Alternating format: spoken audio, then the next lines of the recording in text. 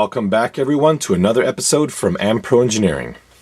This is the body from a monster beetle. This is even a genuine, original, whenever this came out, monster beetle. It even has its little tabs here down there still. In fact, I've got a new product that will replace these on the vast quantity that are broken. But we'll talk about that later because we're not actually modifying the body here. We are modifying the body mount. Many of you have asked for me to develop a rear body mount brace just like the one here that I've created for the Blackfoot for the monster beetle. Now the Blackfoot body mount brace is going to work on the Blackfoot as well as the Mud Blaster. This particular variant is the style for the AMPro rear independent suspension with the double wishbones. Therefore, it does not have the mounting place for the shock. However, the one we're going to talk about here is designed for both the AMPro double wishbone rear suspension as well as the standard monster beetle rear suspension. So let's go ahead and take a look at that. So here are the parts. One order will get you all 4 pieces. These pieces here, if you have the variant for the Blackfoot or the Mud Blaster, again, they're the same ones, these are the same pieces. And regardless of if you have the standard trailing arm or the AMPro double wishbone, these are always going to be the same pieces. The only parts that are going to be changed, whether or not you have the trailing arm or the double wishbone rear suspension, are these pieces, and these are available for both styles, for the monster beetle as well as the Blackfoot and Mud Blaster. To get started on this, we need to take off the rear shock as well as this shock mount here. You can see that I already have the rear body mount pulled, but you'll want to pull off the other one as well. As you can see, these parts have been removed, and the goal is to use the exact same hardware for these replacement pieces. So we'll just drop this guy straight in here, like so. Now mine, I'm going to actually use some slightly longer screws here because I'm going to install the power switch here as well. But otherwise you would use the standard Tamiya 12mm screws, and the power switch is going to slot right in there. And just in general, remember that these chassis are made out of ABS. And if you have an original like me, these screws may have been installed and removed about 50,000 times. So please do not over torque any of the hardware because you're definitely going to strip these out. Just screw them in until they stop and let them be. We will install this upper screw here. So let's grab that 12mm screw. This one here is normally not used on the monster beetle or the Blackfoot. It's for the Frog. However, on this car, it is a welcome additional brace. Okay, so that is in there. There's going to be a little difference here if you're going to have the standard trailing arm rear suspension versus the AMPro double wishbone. And the only difference is the standard trailing arm uses one hole here. The other hole beneath it is where you will mount the shock. It'll be right in there.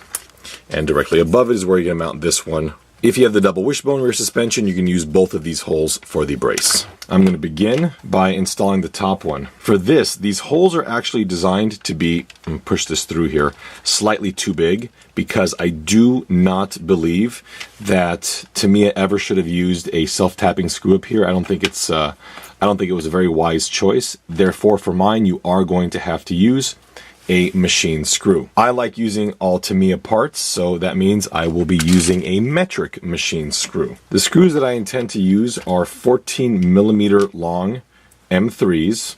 So as before, I'll make sure that I do use the 6mm long shock spacer that was in there originally, as well as the washer that was there originally. And we'll just push it into the shock absorber and stuff it right through there. There we have it, and now I'll just get a nut and screw it on the back. I'm going to use a lock nut for this application because I love using lock nuts on really a lot of parts of these cars, and the reason is I don't have to torque the heck out of them to prevent them from backing out. Just as long as they're snug, that is it. It will never back out again, and you can see it right there. We can put in the top mount, but this is going to be a little bit trickier because we can't just screw this in. We have to pull out these screws over here completely out, like so, and then this has to get installed. But you can see here, it doesn't fit flush. And the reason for that is we are forgetting our friend, the body mount. The way this works is that this, if we can shove it in there, okay, have to give it a little squeeze in, there we go. It's tight. The reason it's this tight is because I wanted this edge to jam up against this, because in the event of an impact, I wanted the load transmitted to this body mount and not just through this face here.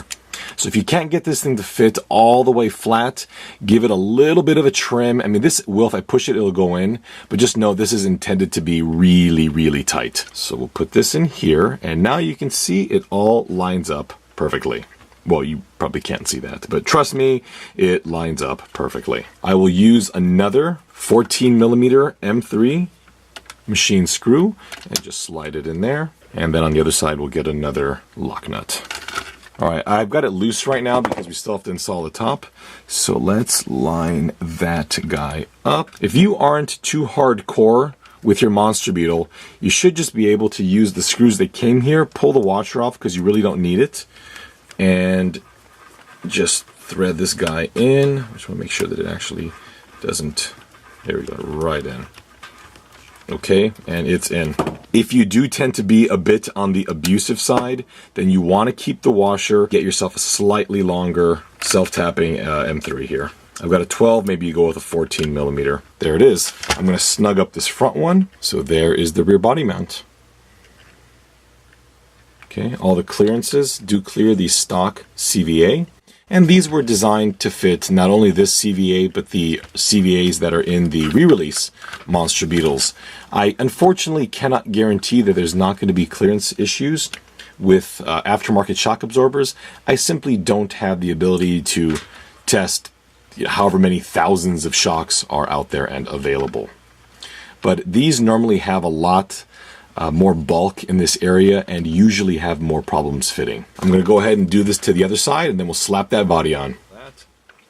Well, both sides have been completely installed, and as we can see here, there's absolutely no more movement on these things. A couple of the reasons why the flexibility back here is not good is obviously it puts a lot of stress on the car body. It also will put a lot of stress on these rear body mounts, and I've seen a lot of cars with these broken. Also, there's that really irritating tendency for this car's body to flop around quite heavily when they land even the smallest of jumps. And there's the body mount, and there we have it. I like to put a little donut right there because it prevents my beautiful paint from being less than beautiful. Look at that. That is, you know what, if I say it myself, I'm sorry, that's fantastic. That is nice. Just so you know, I have not forgotten about this front body mount. I do have some plans for the Blackfoot Mud Blaster and Monster Beetle front body mounts, and they are to come soon. I still have two ridiculously large projects to get out of my life forever, so as soon as those are done, I can go over my laundry list of other upgrades. Well, folks, I hope you enjoyed this. This has been seriously long overdue, and I'm really, really excited that I was finally able to pull this off, and that is clean.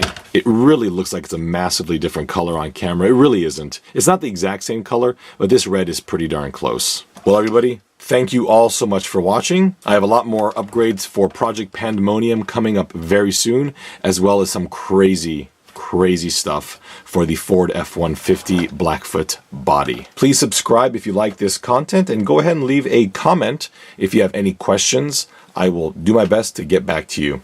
You can also find me on Facebook as well as Instagram at AMPro Engineering on both. And before you take off, please check out the band Blue Pinto. They allow me to use their songs in my videos, and a link to their website is in the end credits, and they are also coming out with a new album. So I know I've had a lot of folks that do enjoy them, and we'll be hearing some more very soon. Thank you all so much for watching, and we'll see you next time.